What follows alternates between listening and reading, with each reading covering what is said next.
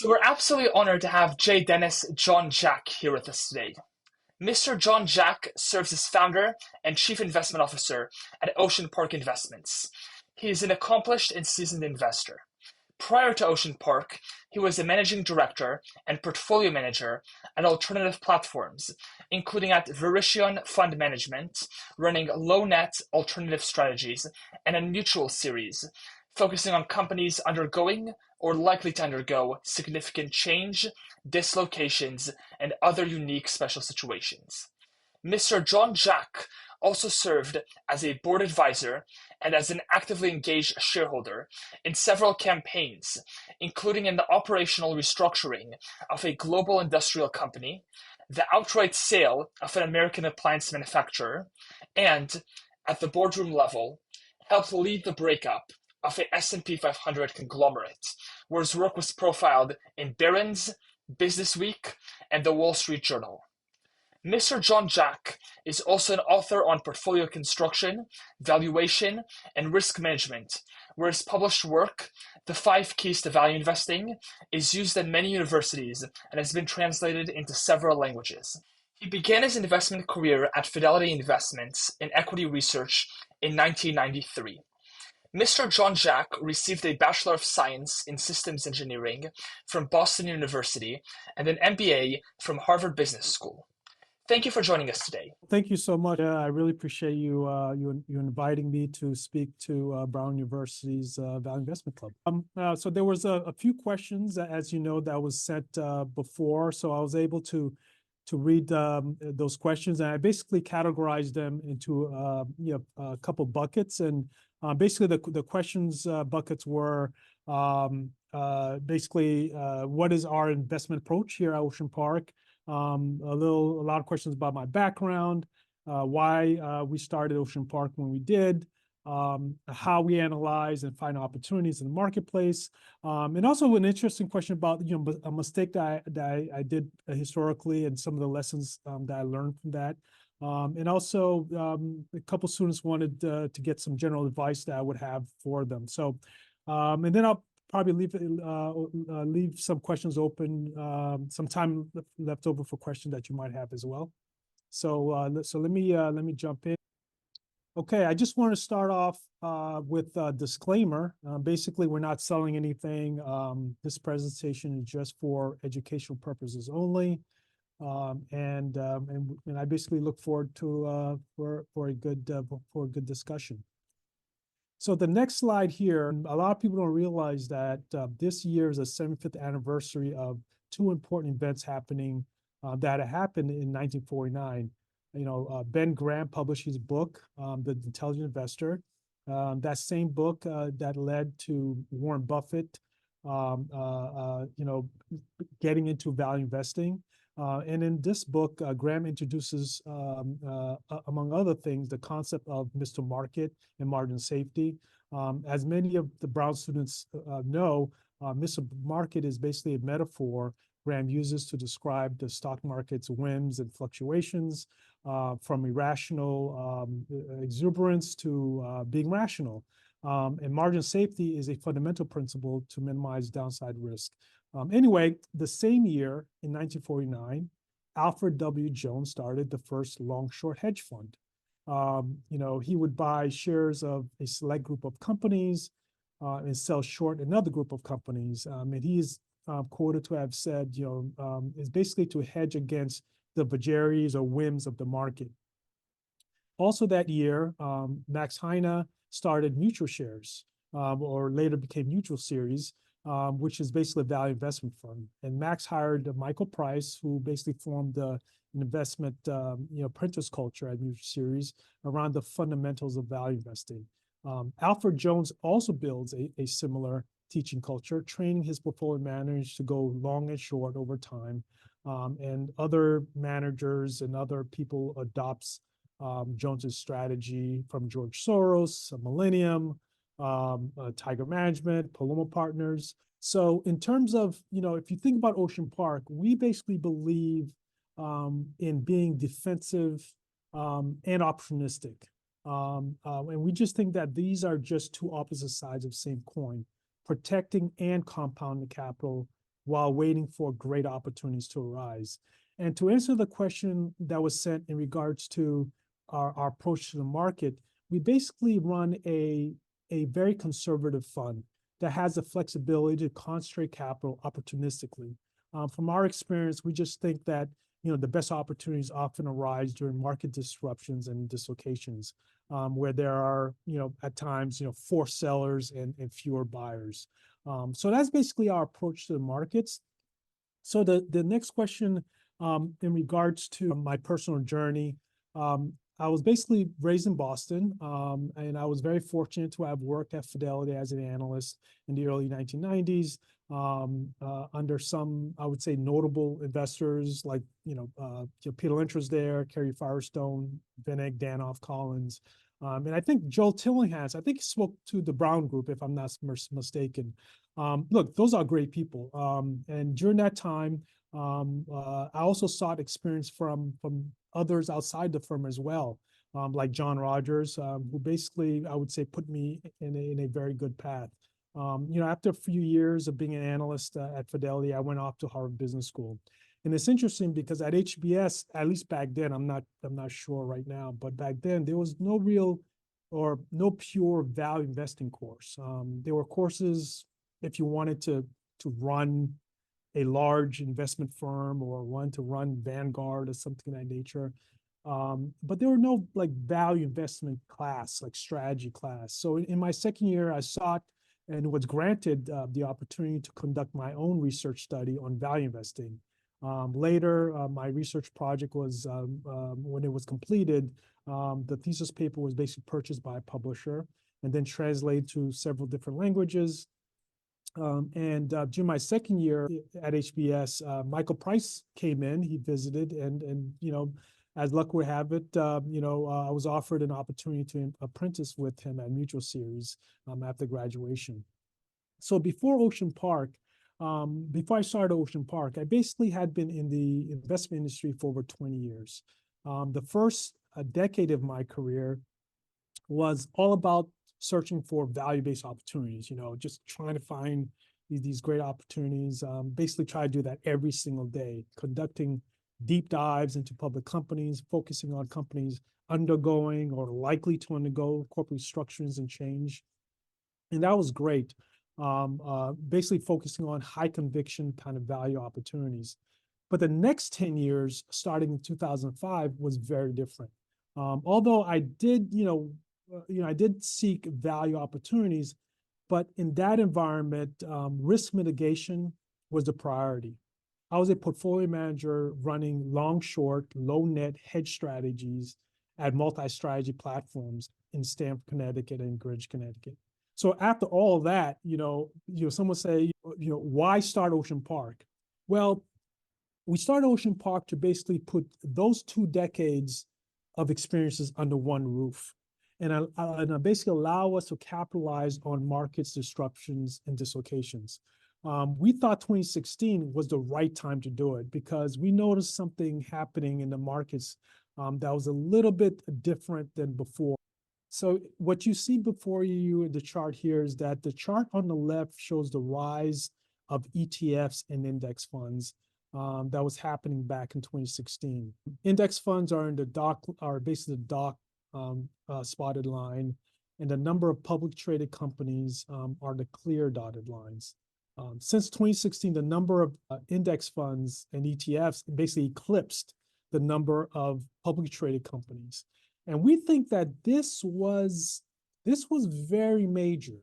When I started my career at Fidelity in the early 1990s, I would analyze a company at my desk at Fidelity, and I would basically sell the shares to a person, across the street at Putnam or Wellington. And that person would basically on the other side would decide whether those shares were cheap enough to buy from me, or was I just trying to sell them an overpriced, asset. That person-to-person exchange is not happening anymore. Index funds, ETFs are very, very different. They basically operate and act regardless of price. If you were to, buy an ETF, put $1 into an ETF or index fund, they have to buy $1's worth. And if you redeem or take out $1, they have to go out and sell at any price. These passive index funds, ETFs, and other rules-based or mechanical strategies have a much greater impact on the market than many people think, I believe. Strategies like trend following and momentum strategies, or what I call kind of these add-on pile-on strategies, this creates excessive euphoria, despair, disruption, and dislocations.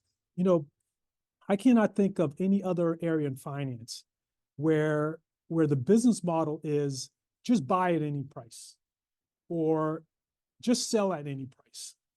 But that is what is happening in the public markets with ETFs and index funds. But you know what, Itai, that's really opportunity that we see before us. And we believe that the more passive strategies that enter the markets will create more opportunities, particularly for patient investors to confidently wait for compelling opportunities to arise. The chart you're seeing in front of you here is basically the blue bars that you see is the performance of the S&P 500 for a particular year. And the dots are basically the drawdowns for that given year. For example, in 2020, the market was down around 34%, and that same year, it ended up 15%. The horizontal green line indicates a 10% threshold. One interesting point is that since the GFC, the Great Financial Crisis, when interest rates were basically started to go down to zero, and the world was basically relatively at peace, unlike it is right now, the market was down at least 10% or so every, I would say, 18 to 24 months or so. And remind you, this was during a bull market. And if you look at the FTSE in Europe, it's even worse. Dislocations were happening every 12 to 18 months. And their average decline was around 16%. It's interesting, as serendipity would have it, we will basically, when we started investing at Ocean Park in 2017 with a low net only strategy, there was basically a Buffett kind of analogy at the Berkshire annual report that same year in 2017 that really resonated with basically our overall approach. So Buffett writes, Charlie and I have no magic plan except to dream big and be prepared mentally and financially to act fast when opportunities present themselves. Every so often, dark clouds will fill the economic skies, and then they will briefly rain gold. When downpours of that sort occur, it's imperative that we rush outdoors carrying wash tubs, not teaspoons. And that really kind of resonated with us when we started Ocean Park in terms of our strategy. And the key that when we think about it is that, he talks about how opportunities coming to us and not so much chasing it. And you think about dark clouds, economic clouds hovering. You think about some of the macro things that happens at times. So, we don't typically make a habit of commenting on dark clouds or macro trends and things of that nature, but we think that conditions are set for continued disruptions and dislocations in the market. So that is why, Ocean Park, we run a very conservative approach with the flexibility to capitalize on market disruption dislocations. When we believe that there are more sellers and fewer sellers, we're trying to find great businesses to buy because we think that these dislocations will be very, very much commonplace. So the next question that was asked, basically analyzing opportunities and how we select them. For us, it really starts with a circle of competence. It really depends on, the pond that you fish in. And I have been very, I've been investing in the industrial area for over 25 years. What I like to say is that, what I like about industrials is that, they are basically in the business of physical productivity. For us, we focus on companies with basically have products that basically people need and what people want. Companies with hard assets, cash flows, and we like to tell people all the time, industrials are basically the original innovation sector. If you think about the history of innovations, an entrepreneur disrupting technologies and disrupting the status quos, it happens all the time from GE in energy, engines, electricity, Honeywell with thermostats, Stanley Black and Decker, hardware tools. I mean, the list goes on and on and on. So it really depends on the pond that you fish in. Industrials are also very, I would say, less crowded when you're looking for ideas in other kind of hot sectors. I often say that people would, investors would fly from New York straight to Silicon Valley, not realizing that Chattanooga, Tennessee, for example, is the Silicon Valley for trucking and logistics, right? So they're missing all the good stuff. So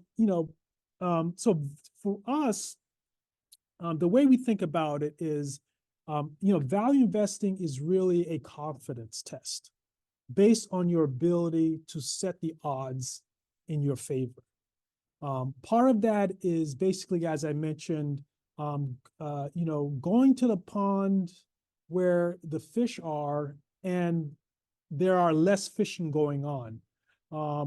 And the other thing that's very important for us, in addition to setting the odds, is really capturing asymmetry, where your downside is lower and your upside is higher. The diagram illustrates the point.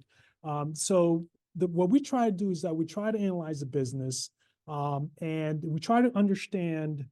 There's certain business qualities which I'll discuss, but we also understand, why is this market offering me this price, right?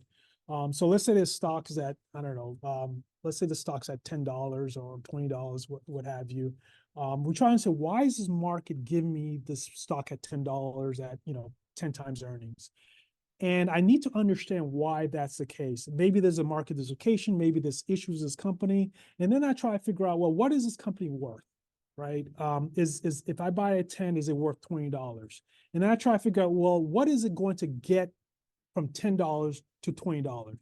And that would be, it would be the catalyst. And, I know that people tend to mention catalyst as maybe a breakup or the buying back lost shares or something of that nature. But a catalyst could be, the ability to raise prices.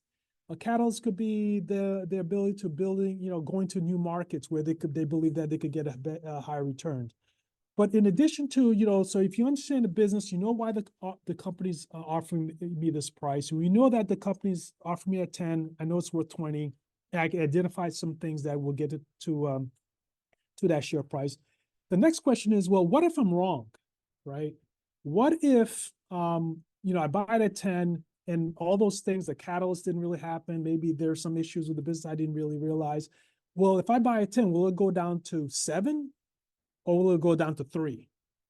And that makes all the difference in the world, because the asymmetry is different. If I think the stock is at, is a $10 stock right now, but it's worth 20, but I think the downside is $3, it may not be as attractive if I think the downside is only $7 or $8. So capturing that asymmetry is very, very important. And on your right, what we like to think about, and which I think is most important, is really the aspect of assessing and analyzing the business itself. And really being self-aware. So what we do is that we basically pre-vet our universe, and what we do something is called kind of negative sourcing, where a lot of investors, they'll list all the things they like about a company. They like strong balance sheets, they like good margins, things of that nature. What we like to do, we like to say, well, what don't we like about a company?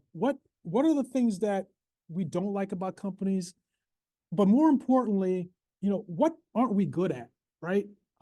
There are certain things that you cannot be, as investors, you cannot be good at everything. Maybe you're not good at looking at complex companies. Maybe you're not good at looking at companies that are going through restructurings, or maybe you're not good at companies that have a lot of competitors and they're trying to enter new markets. But you need to understand what you're not good at, and you need to list those things down. And I'll talk a little bit more about that later. But negative sourcing is important to us. So by and large, we like simple businesses based on the source of return on account employed, but because we believe that the source of a company's return on account employed is most associated or more correlated with our performance. We like predictable businesses based on what the end market's needs and wants. We like durable businesses impacted by non-controllables. And again, we'll talk a little bit about that more often. Non-controllables, things like the weather, government. We also like what we call MOD kind of companies with monopolistic, oligopolistic, or duopolistic tendencies. With expanding moats. Those are very, very crucial to us. We have found that those kind of companies tend to retain their unit economics, particularly going through tough economic times. And also, they also have what we call kind of reevaluation advantages. These kind of monopolistic, oligopolistic tendencies with great market share, they tend to get revalued by the markets much quicker. When things get better than other companies. So they have that advantage as well. And so we also like companies where we believe that the management team are very good resource allocators, and we tend to do that analysis based on what they have done historically and the readings and the research we've done with that situation. And we also like companies that are financially independent, that they don't have to go back to the market to either grow, or even if they're not financially independent right now, as long as there's a path towards that, we could analyze for that. So basically, so this whole discussion kind of fits kind of nicely to the next bucket of questions, which is, what are some of the what's a mistake that I've made in the past or historically? Stresses, I've had many mistakes over the years, too much to count, but nothing as transformative and as important as this one. So this investment lesson was my very public investment in Tenet Healthcare over 2 decades ago. Look, there were several impactful lessons that I learned during this time. I will share 4 of them with you today. And I don't want to rehash the situation. It's still painful. But Tenet was what I would call back then a special situation. The company had a lot of debt to work out. They had, as I recall, they had management issues going on. They had some poor medical practices that was happening at the time. The government was changing kind of payment methods with Medicare or something like that for the entire industry. The stock had come down a lot. If you could go back to the stock chart, it would just totally collapse, and it looked very, very attractive. And basically for me, I was looking at the value of the land. I would look at the real estate assets at that time because they owned a lot of assets in densely populated urban settings. And the point of this Fortune magazine article was that because one of the names mentioned, underlined in that what you see before you, it was not me, in the article, was a leading shareholder activist. Basically, he was leading a shareholder revolt against this company. And you can read up all about the details yourself. But basically, long story short, it was a mess.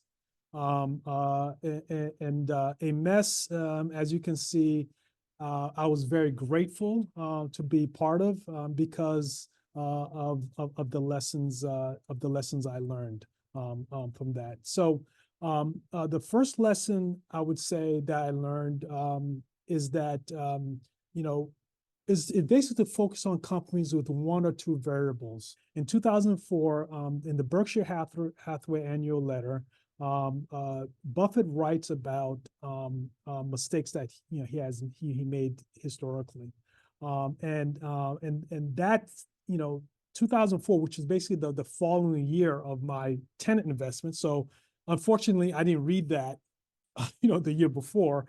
So luck would have it, it's the following year he writes this. So basically, Buffett summed up this lesson by saying, with a key guideline, and the lesson was to stick and to stay with simple propositions. He makes a point that that if you have a company with one key variable, with let's say a 90% chance of that one key variable going away, then you basically have a 90% chance of making money, right? You have 90% chance of being successful in that investment. But if you have a company with, let's say, 10 or more key variables, your chances of success reduces down to 35%. So Buffett says that since a chain is no stronger than its weakest link, it makes sense to look for monolink chains. So if you think about it, like, if you think a chain is typically have a lot of links, he says, look for monolink. So basically one link. So my conclusion was to seek simple businesses with monolink or one link chains. So for us right now, we focus on, we try to focus on and look for companies with one or maybe two sources of return on capital employed. So we don't like companies where, there are a lot of things going on in this company. And this is why we don't really focus on these small cap companies, because oftentimes these small cap companies, you'll have, they have the balance sheet issues. They're trying to bring a new product to the market. Management has some issues. So you have all these things going on. And look, if you could get 7 out of the 9 things that's going on in this company, right? Yeah, you deserve the stock to be up 80%. And then, and all power to it, that's fantastic. But if you look at the large cap companies, they're basically proxies for maybe 1 or 2 key sources, right? There's probably 1 or 2 things. Maybe, the source could be companies, raising prices. Maybe there's too much capacity in this industry, and they were not able to raise prices. So capacity has shrunk a little bit. Now they're able to raise prices, and now the stock's doing well. So if you could find those 1 or 2 key sources, you're so far ahead of the game. So that was basically a key lesson I learned. The second lesson was basically was an observation, and that is that I did a lot of analysis and saw downside protection in my investment, in Tenet, basically primarily analyzing the company's fundamentals, and you try to figure out what's the downside and things of that sort. But I noticed something that was very unsettling during that time.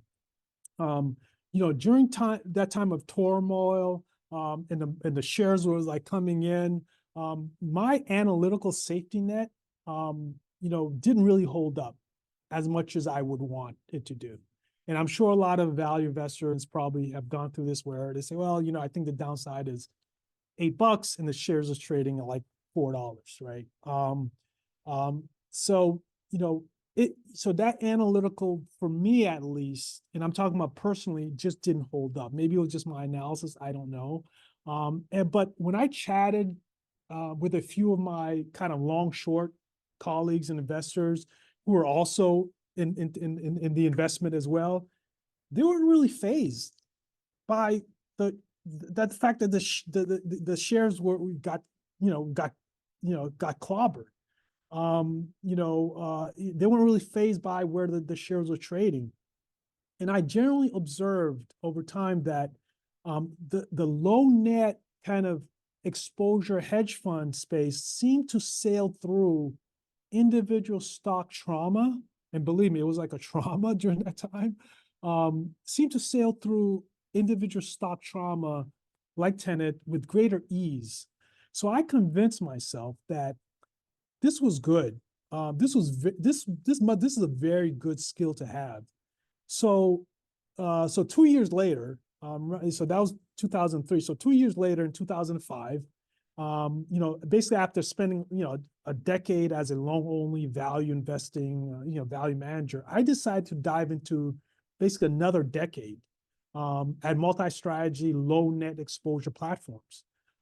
So today, in addition to the proficiency of, looking at value and doing all that kind of work, this additional proficiency of low net is part of the cornerstone of Ocean Park. So that experience kind of led me to looking over the, to the neighbor's yard, so we can say, yeah, what are you doing that makes you a little bit less kind of nervous about what the shares are, and you're not really fazed by it. So that was a very good, very important lesson for me. The third lesson was basically to invest in companies that are not dependent on, as I mentioned earlier, non-controllables.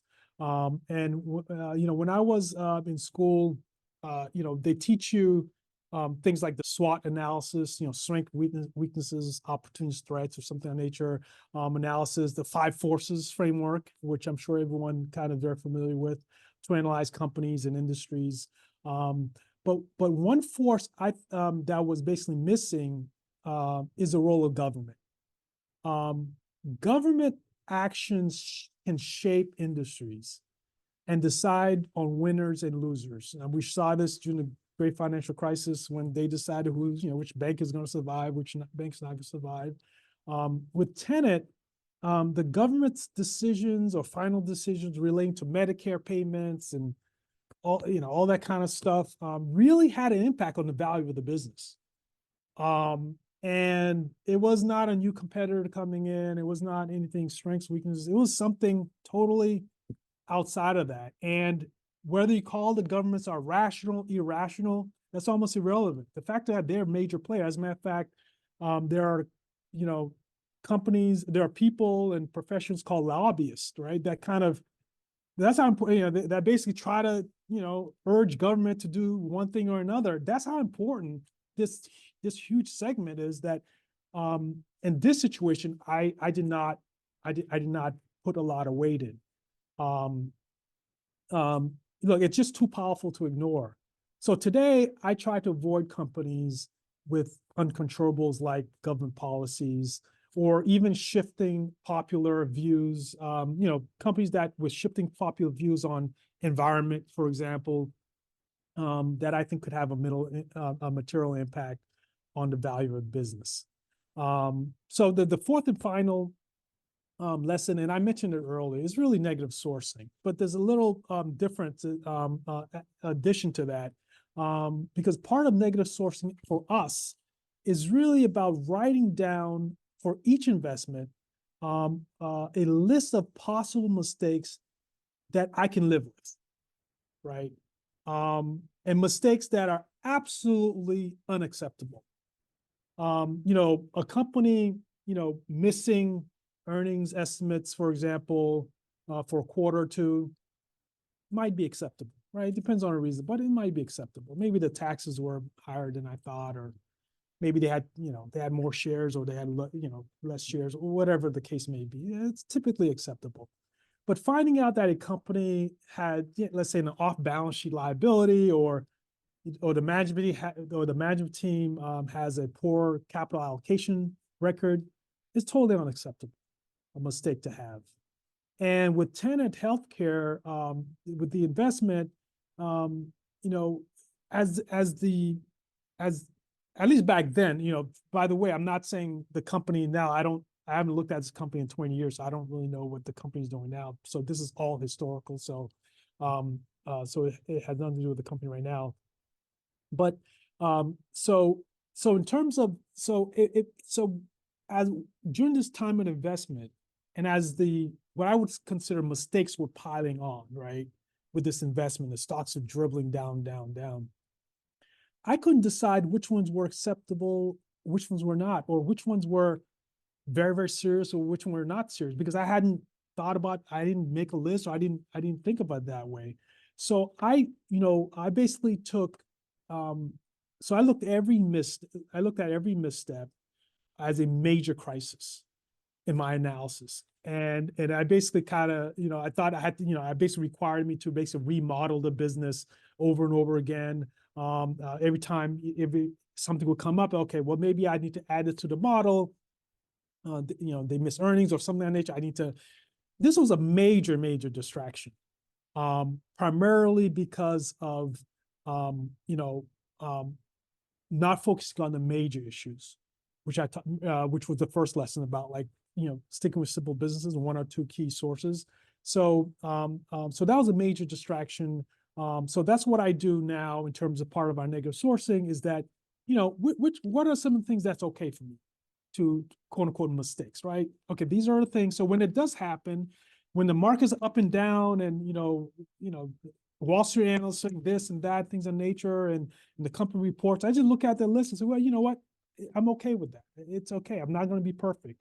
But I know the things that absolutely cannot happen. And those things pop up, I need to get out of the position, because it would be a major mishap from that standpoint. So the final question, so I think I hit it all, but I think the final question was in terms of advice I would have.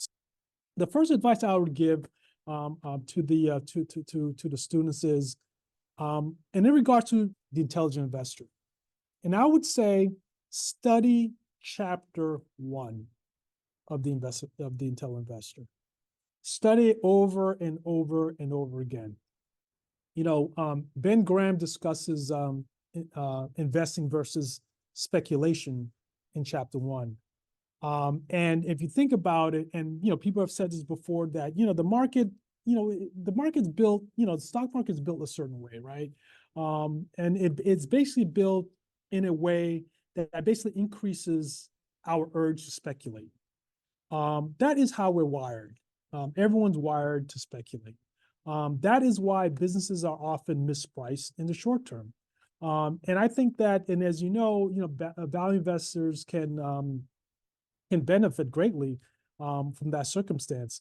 But the key is to know when those odds are in your favor, and when they're not. Now, think about the person who's in the slot machine at a casino, right? They're in the slot machine, they're winning, and they're a speculator. He might win, a few times, but the odds are, right? The odds are not in his favor, right? The owner of the slot machines, and if you think about the owner watching this, this guy in the slot machines, maybe this guy wins a couple of times. The owner's excited, the owner's watching the speculator going at it, and the owner doesn't really mind, she doesn't really mind, him winning a few rounds, because she knows that her odds are in her favor and she's going to make a fortune. So read chapter 1.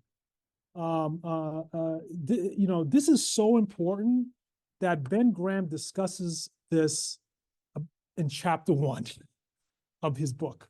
He could have put it in chapter 15 or chapter 17 or whatever. He put it in chapter 1. So that's very, very important. The other advice I would have is learn from the life of the fat alligator. If you think about a fat alligator, right? One of the things about a fat alligator is that she's very patient, right? They kind of wait in the swamp, they kind of hover, they kind of quietly hover in the swamp, for days, waiting for the opportunity to come in. They remain still, often doing nothing, often inactivity. And by the way, investors cannot stand inactivity, which is a problem. They feel like they have to trade all the time. Think about that fat alligator.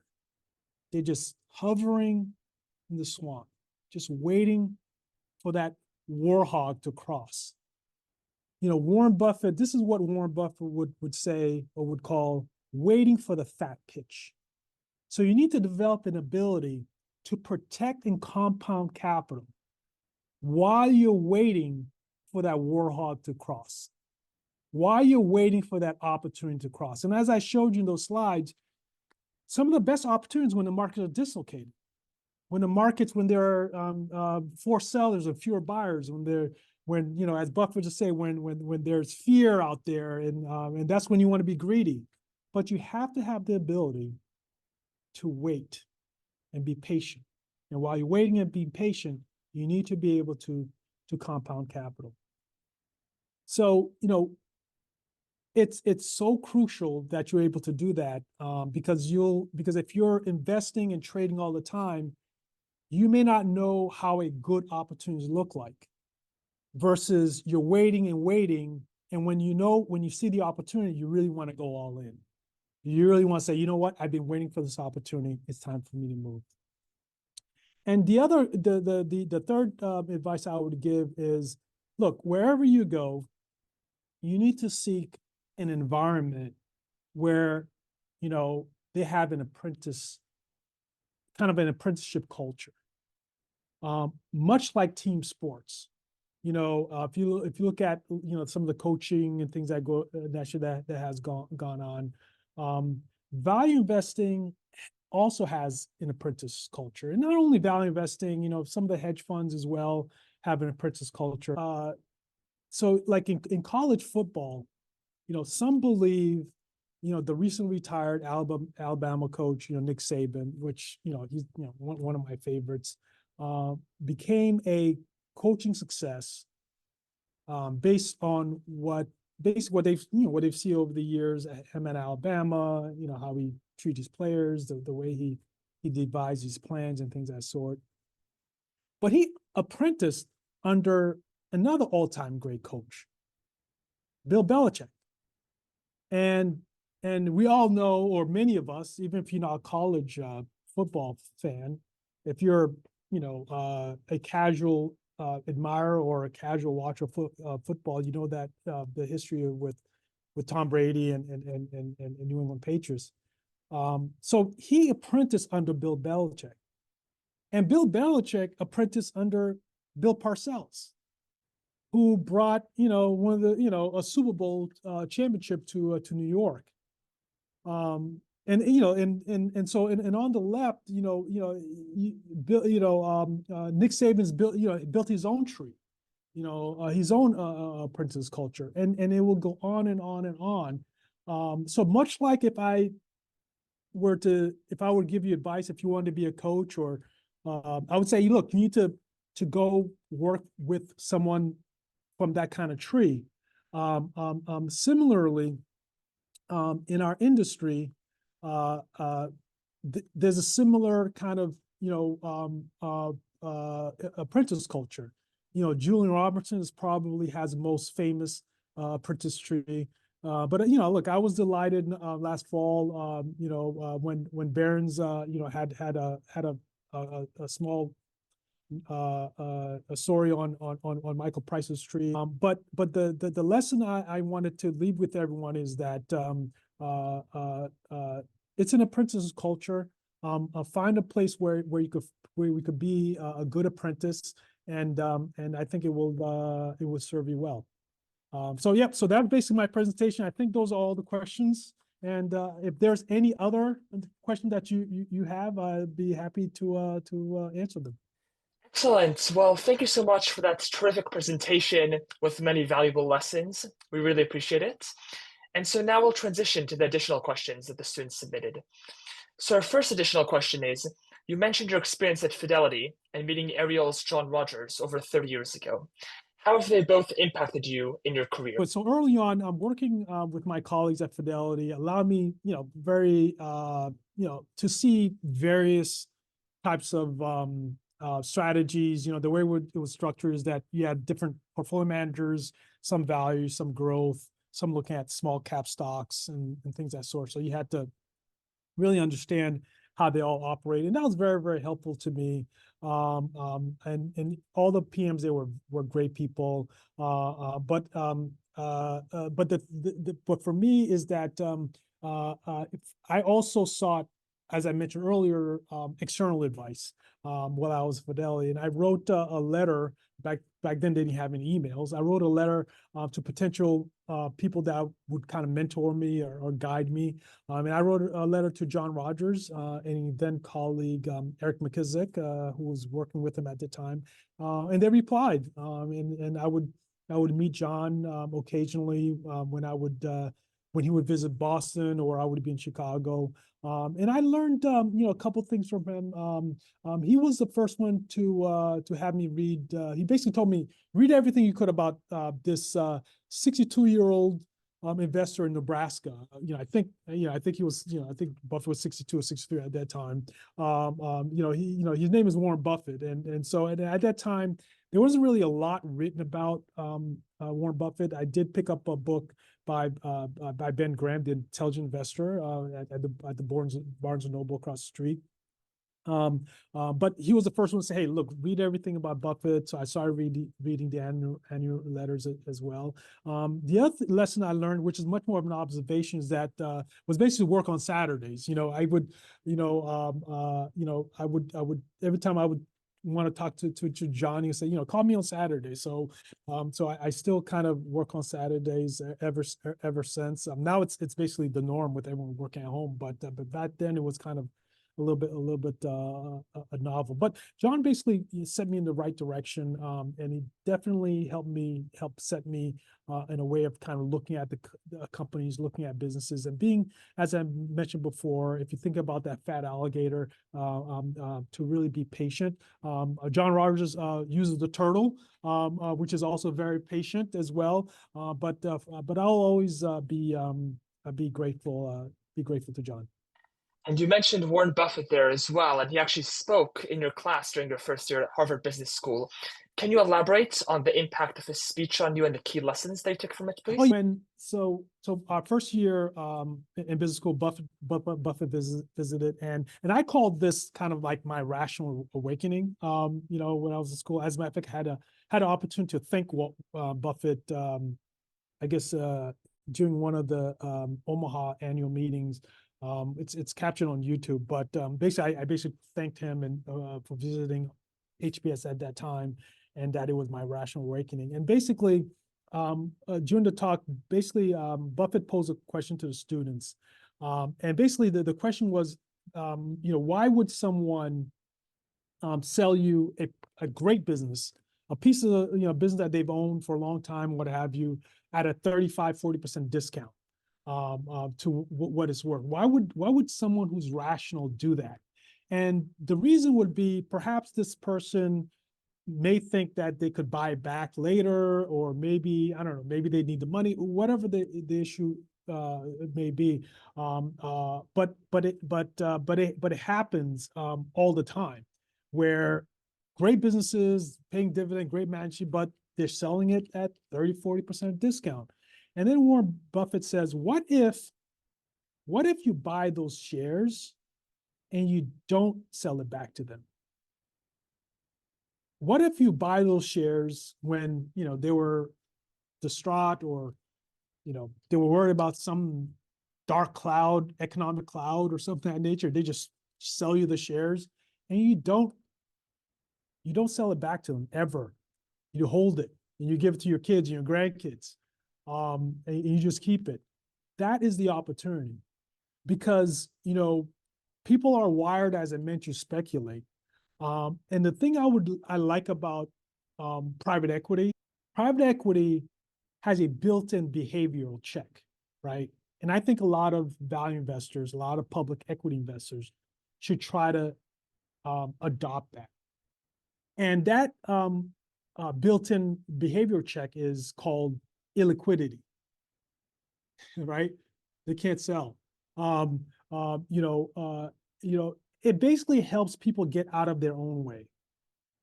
But in the public liquid markets, this behavior check, is non-existent, right? So you have to have that behavioral check. It has to be self-imposed. A disciplined value investor would take advantage of that in that scenario, and likewise the public markets, they would take advantage as well. So basically, that was basically the message that Buffett was sending when he visited us, and it basically changed the way I looked at the public markets. Yeah, absolutely. Thank you very much for sharing that wisdom with us. And my understanding as well is that when writing the five keys for value investing, the foundations for that were from your time in business school. So can you speak more about that book and the investors who were profiled in the book, and why did you choose those investors? Yeah, sure. So what I did was basically for the book was I basically re-engineered um, investments of a few well-known value investors or value investors that at the time I had high regards of, and I still have high regards of till this day. It included fidelity managers, which, by the way, I would say all the material was based on publicly available information, mostly interviews that they did on Forbes, Kiplinger's magazine. I don't know if that's still around. Investors Business Daily. There was all these kind of periodicals. So I would go to the library and try to look at. They didn't have Google back then, so I would have to kind of try to figure out interviews they had done in the past, and also tapes of past conversation on Wall Street Week. I would listen to. So basically, it would be managers, some of the managers at Fidelity like Lynch, Carey, Firestone, Vinnick, Danoff, but also other managers like Carl Icahn, Richard Rainwater, who I was very fortunate to get to know before he passed. John Rogers, obviously, T. Boone Pickens, Marty Whitman, and of course Michael Price. Basically, so I looked at some of their investments and I came up with questions that they might have asked at the time of a particular investment. So it's very kind of case study based, which HBS loved. And I basically came up with about 200, 250 questions. If I would write down all the questions that I thought they would ask, like, is this a good business? What are the margins? How can you raise prices? So I try to figure out, get in their heads they would ask.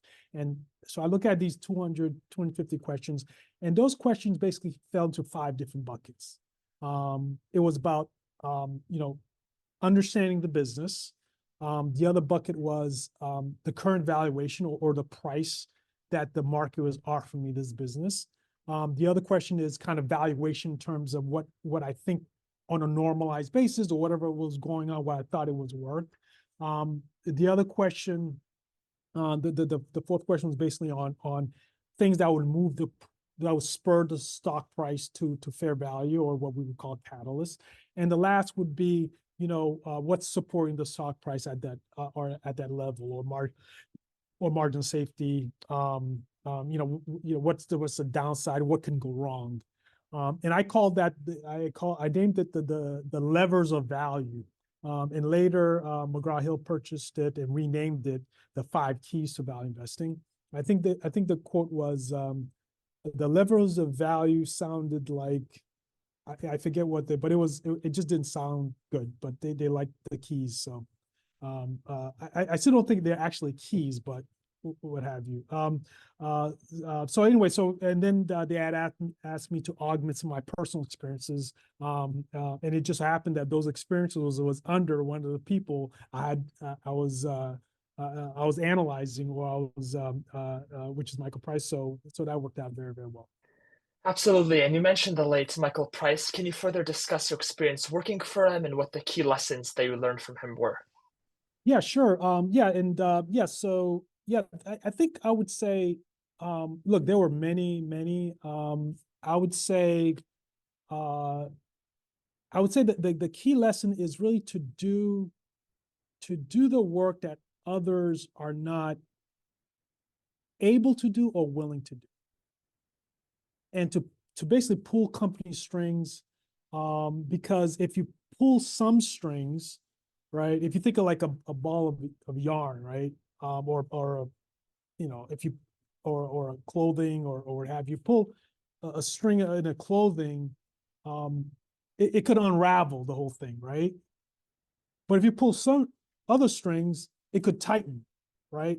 So likewise, if you ask questions, right?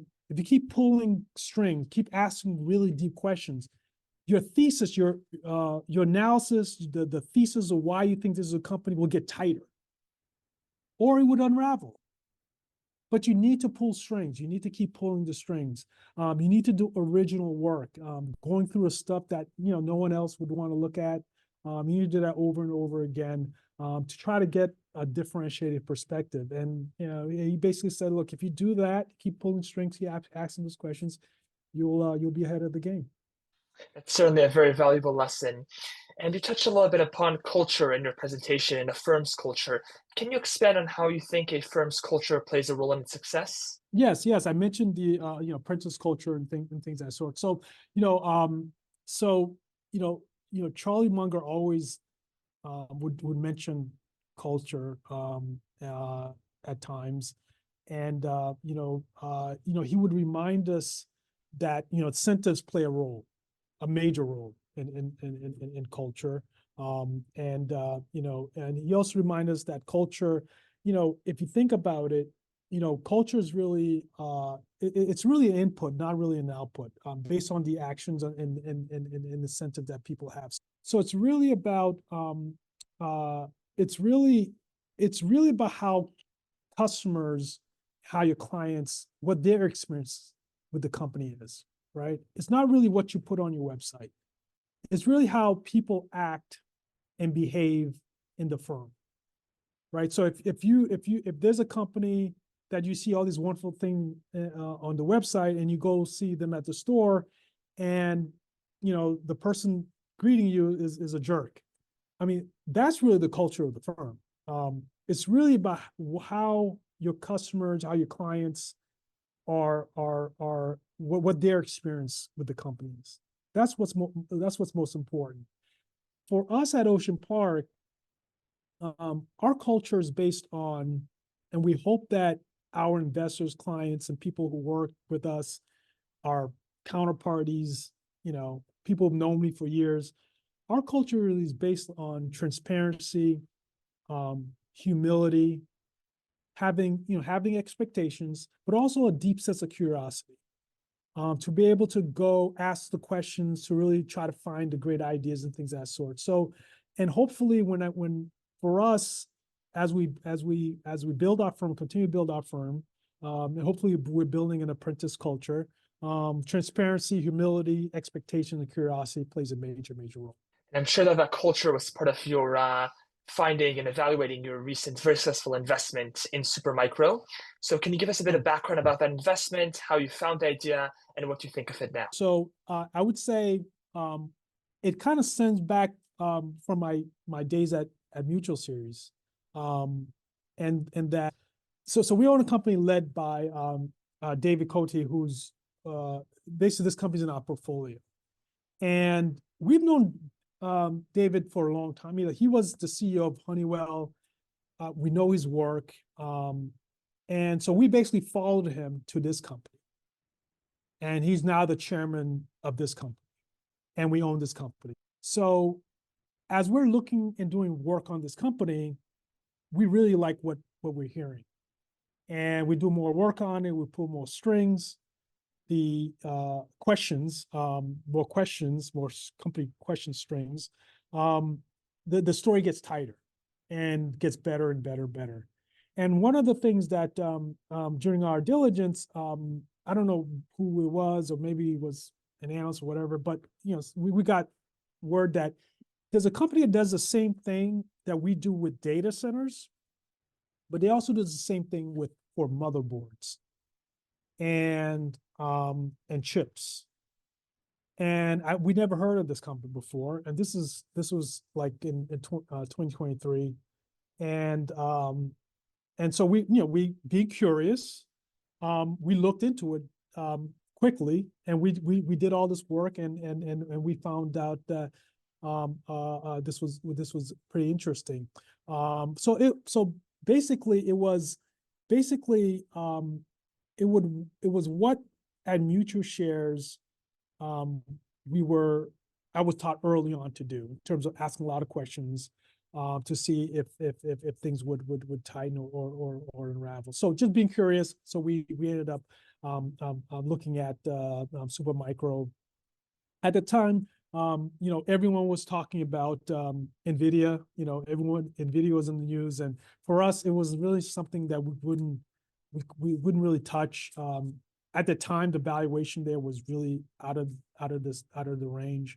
And although we could buy it because we focus on industrial related companies with hard assets and cash flows. This also includes chip manufacturers. It includes all these other peripheral kind of what we'd call tech companies as well. But we thought SMCI was actually a better opportunity because of what they did in terms of managing the amount of heat that a lot of these chip motherboards were undergoing, and those things needed to be cooled. And if you used the normal kind of air conditioning systems that most other platforms are using at the time, it just didn't work because look, I have a degree in engineering from undergrad, and I know the little I can recall, water and electricity don't really mix very well. That I remember. So Supermicro had this cooling technology, which we thought was pretty unique, and we thought that no matter which chip is going to be the next great thing, they're going to need this technology, and we thought it was more or less a backdoor way of participating in generative AI and other things that were to come. And at that time, not now, it was very cheap. It was much cheaper then. And actually, we actually sought co-investors for this opportunity during the fall of 2023 to come in with us. This is how much conviction we had about this company. And then, but we were wrong because we thought it would be maybe upside was about maybe 185, 190% upside. Downside was maybe mid-teens, but it soon doubled and doubled again. We were able to take our capital out, but we're still small owners. But yeah, so things like that happen.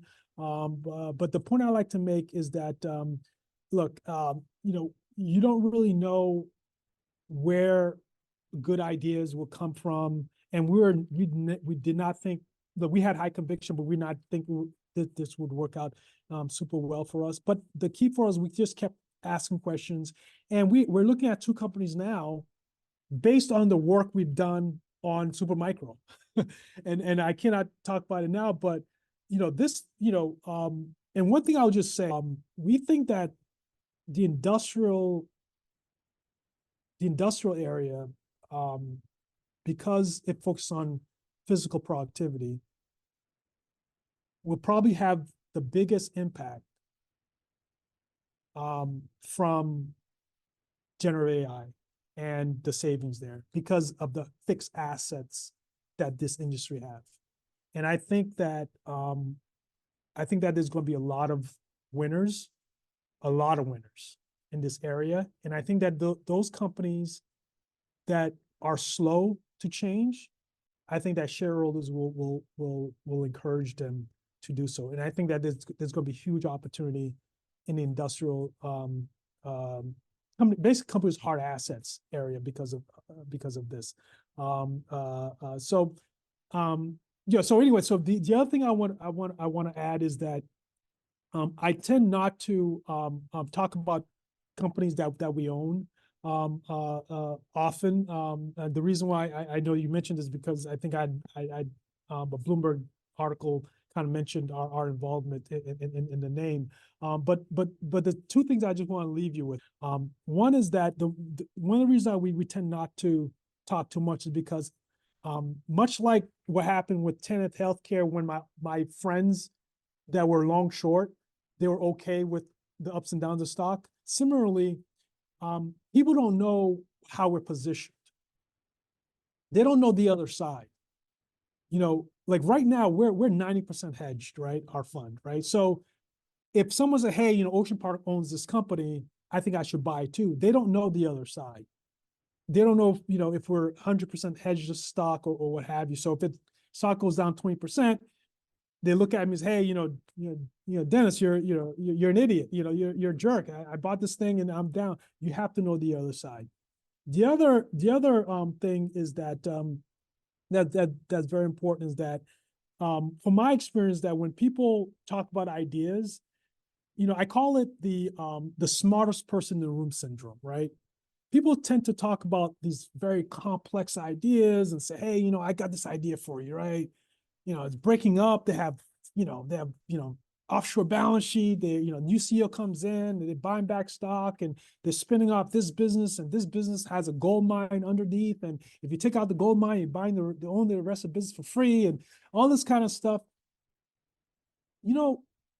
Often the very best ideas are the simple ones.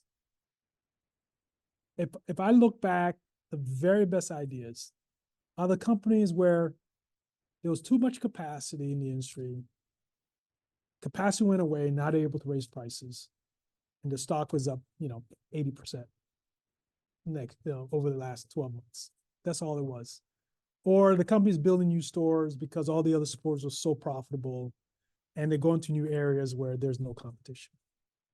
Look, it's hard to get everyone excited about that, and that's the irony. When you talk about ideas, people want the complex stuff, right? They want to say they're so, smart people. They tend to be they're attracted to complexity, and so if you talk about boring stuff, they're like, oh, it's too boring, or everyone has thought of it before, things of that nature. And if you think about Supermicro, it's basically boring, right? They're cooling chips. I mean, not potato chips, but they're cooling chips. I mean, so anyway, not that the technology is not complex. What I'm saying is that the thesis wasn't really complex. So the lesson there is that listen very, very closely to simple ideas. That's probably where your next gold mining will come from. It's very interesting. Thank you for sharing those thoughts with us. And for a final question, you highlighted earlier chapter 1 of The Intelligent Investor. What other lessons from the book do you think are overlooked? Yeah, so there's a couple of things I would say in The Intelligent Investor that I think people would overlook. First of all, I would say that early on when I entered the value investing kind of community, so to speak, it was you got to read chapter 8 and chapter 20, right? Everyone say, Intelligent Investor, there's only 2 chapters, chapter 8, chapter 20. That's all you need to know. Chapter 8 basically talks about Mr. Market, right? That the market's ups and down, and that manic depressive and things of that sort. And I totally agree. And I think that's a very important chapter. And I think you should read it as many times as possible. The other chapter is chapter 20, margin safety, right? You got to have margin safety. People talk about it all the time. I think personally, I think people overuse the term, but that's just me.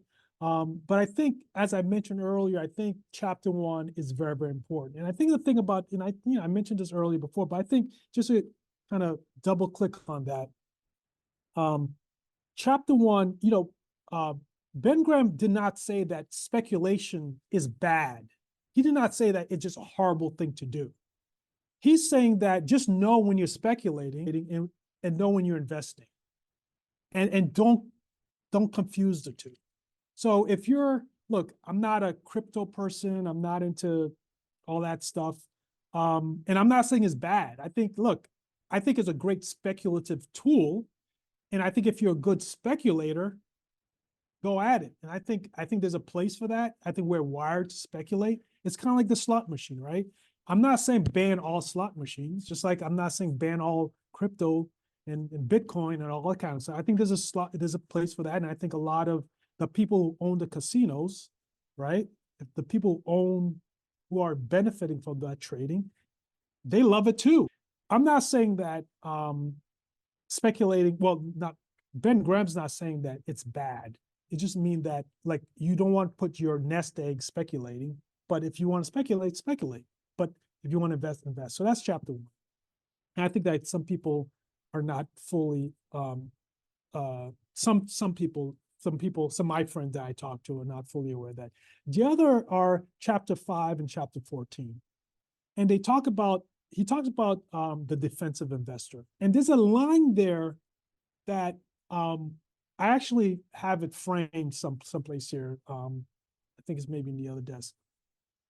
It says to be free from bother. I just love that phrase. Ben Graham talks about putting together a portfolio to be free from bother, to be free from concern, free from the ups and downs of the markets. So if you think about it, and he talks about bonds and things of that nature. Look, I'm not into bonds. I'm only in the equity side, so I couldn't really kind of relate to that. But if you think about, whether you're on cash and things of that nature, it's really about how can you be free from bother. And I just love that phrase, right? And if you think about that fat alligator, right? Or Ariel's, tortoise, right? Like, how can you be patient? How can you be free from bother? And people skip over chapter 5 and 14. So, and the other thing I would mention is that chapter 6, 7, and 15, he talks about the enterprising investor, right? And he uses a phrase, maximizing intelligent effort, right? How do you maximize intelligent effort? And for us, it's how do you set the odds in your favor? How do you do that? And for us, I think we strongly believe value investing is a confidence game. And if you know the odds are in your favor, you're more confident. Think about the person who owns a slot machine, the casino owner. Yeah, this person in the slot machine could win 3 times in a row or 4 times in a row, but they're confident. They're confident because the odds are in their favor. So the question is, when you make an investment, how are you structuring it, or how are you picking the names that the odds are in your favor? Are you buying high quality companies? Are you buying companies with certain balance sheets? Are you buying companies with certain management teams that if things go awry, you know that they will make the right decisions? And that's how I believe you could use and maximize intelligent effort. Excellent. Thank you so much for today's phenomenal session. And thank you as well for taking the time out of your busy schedule. We really appreciate it. No problem. And really happy to share some of my thoughts with you.